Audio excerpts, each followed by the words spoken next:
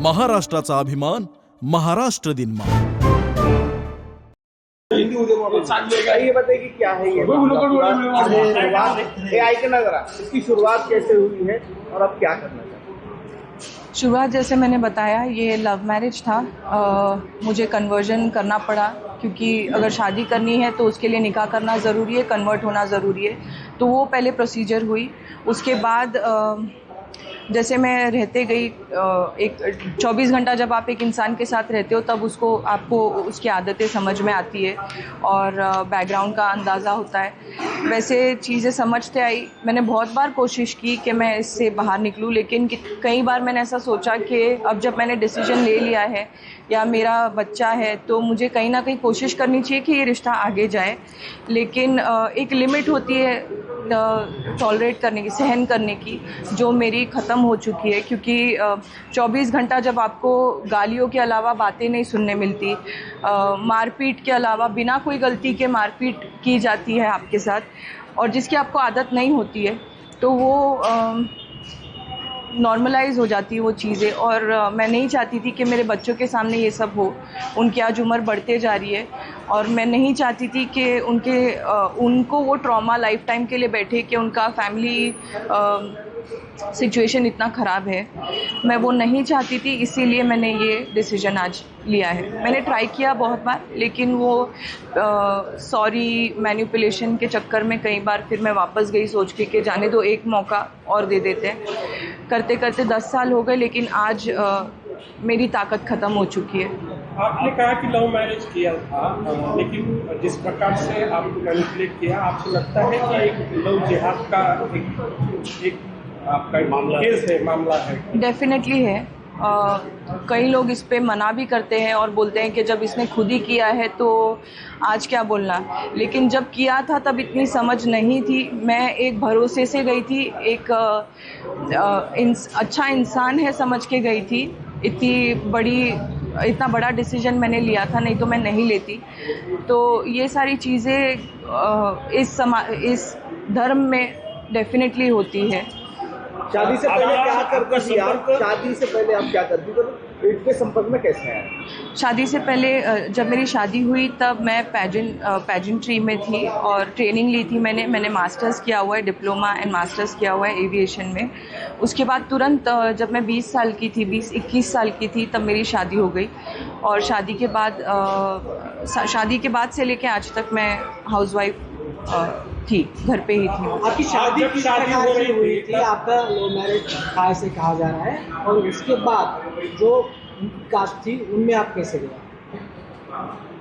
शादी निकाह, सबसे पहले तो निकाह हुआ था, जो एक पहला स्टेप होता है उनके धर्म में।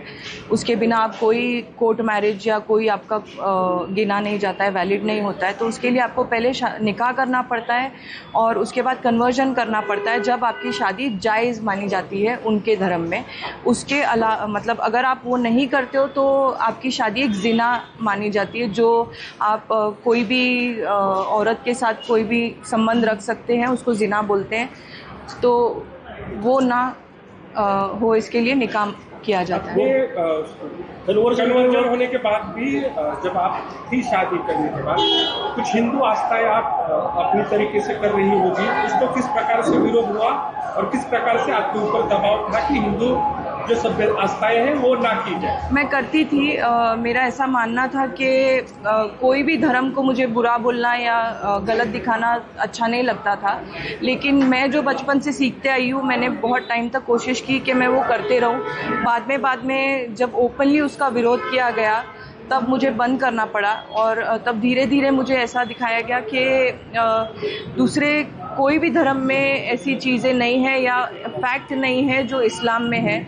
ऐसी सारी चीज़ें बोल के फिर मुझे नमाज वगैरह सिखाया गया। मैंने थोड़े दिन नमाज वगैरह भी पढ़ा है, लेकिन इंसानियत ही नहीं है। अगर कोई इंसान में जिसके लिए आप सब छोड़ के आए हो, कोशिश कर रहे हो पूरी, लेकिन वो इंसान में इंसानियत नहीं है, आपको एक प्रोडक्ट के दर्जे पे अगर वो लाके रख देता है तो फिर मन से सारी चीज़ें हट जाती है और फिर तब से मैंने बंद कर दिया। 4 बच्चे हैं, हाँ। उनके लिए आगे का प्लान क्या रहेगा?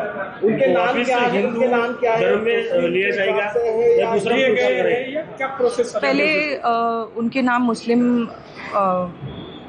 मुस्लिम के हिसाब से रखे गए थे। आरिस, फातिमा, खालिद और गाजी ऐसे नाम रखे गए थे। जब मैं वापस आई तो मैंने अभी ये उनके ऑफिशियली सारे नाम वगैरह डॉक्यूमेंटेशन के लिए स्कूल्स के लिए मुझे चेंज करने पड़े और वो मैंने करके लिए, ताकि उनको ये मालूम रहे कि वो किस धर्म के हैं। और मैं बचपन से जो मैं सीखते आई हूँ, जो मेरे माँ बाप ने मुझे सिखाया है, वो उनको मैं सिखा पाऊँ, इसीलिए मैंने ऑफिशियली उनकी सारी चीज़ें चेंज करके ली है। आपके घर में और 2 औरतें थे जो आपके रिलेटिव थे, उनका वो भी हिंदू थे और उनका कन्वर्जन किया है। हाँ। उनकी क्या पोजीशन है? वो वापस हिंदू धर्म में आना चाहती है? उनका ऐसा है कि उनकी लड़ाई सास से है। जो बड़ी वाली है जेठानी, उसका कोई प्रॉब्लम नहीं है, उसने हैप्पीली एक्सेप्ट कर लिया है, वो बुर्का वगैरह पहनती है जो उसकी पर्सनल चॉइस है। और उसके भी 4 बच्चे हैं, लेकिन वो अपने फैमिली में खुश है मतलब सास के साथ उसके झगड़े होते रहते हैं, लेकिन उसका हस्बैंड सपोर्टिव है तो उसकी चीज़ें अच्छी चल रही है।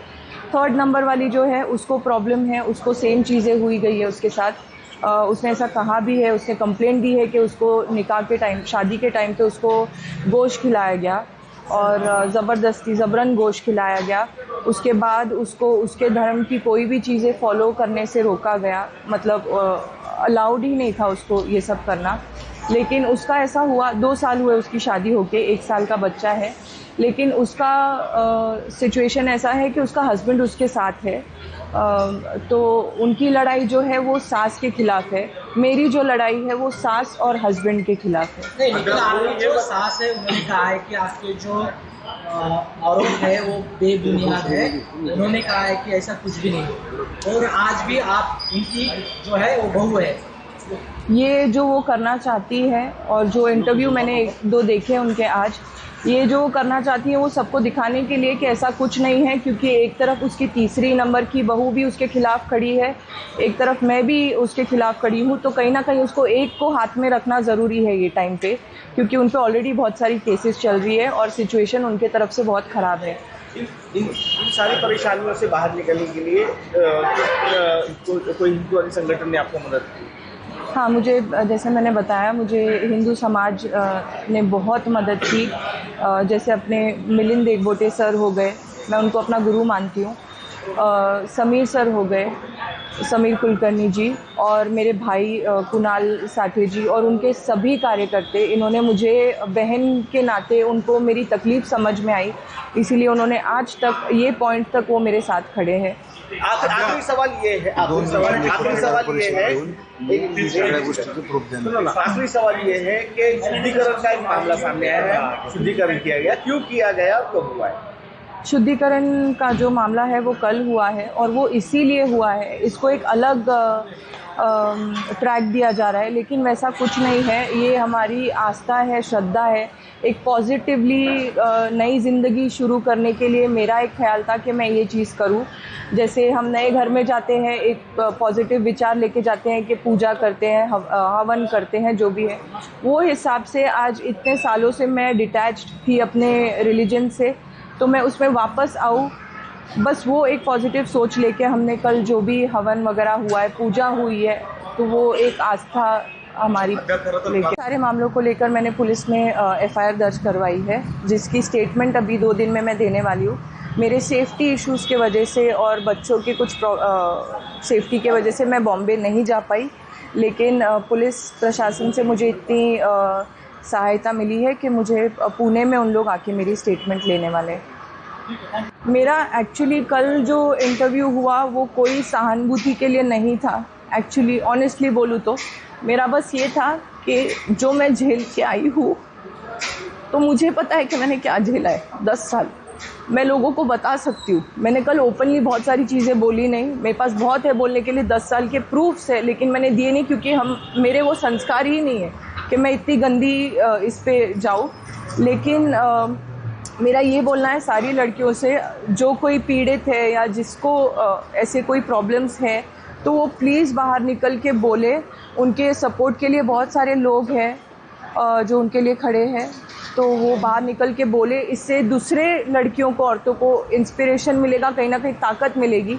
और लास्टली मैं ये बोलूँगी कि कोई भी इंटरव्यू पे जो कमेंट्स आते हैं, नेगेटिव कमेंट्स आते हैं, उनको मैं ये पूछना चाहती हूँ कि कहीं अगर आपकी माँ या आपकी बहन ये जगह पे होती, आज 10 साल उसने जो सफ़र किया है, उसने किया होता तो आपकी क्या उस पर राय होती, ये मुझे जानना है आप सबसे। मुझे आपके कमेंट से कोई फ़र्क नहीं पड़ता, क्योंकि शंकर जी को भी विश का हो तर मला कॉमेंट्स अनेक वेगवेगळ्या प्रकारचे कॉमेंट येत आहेत, ट्रोल केलं जातं आहे.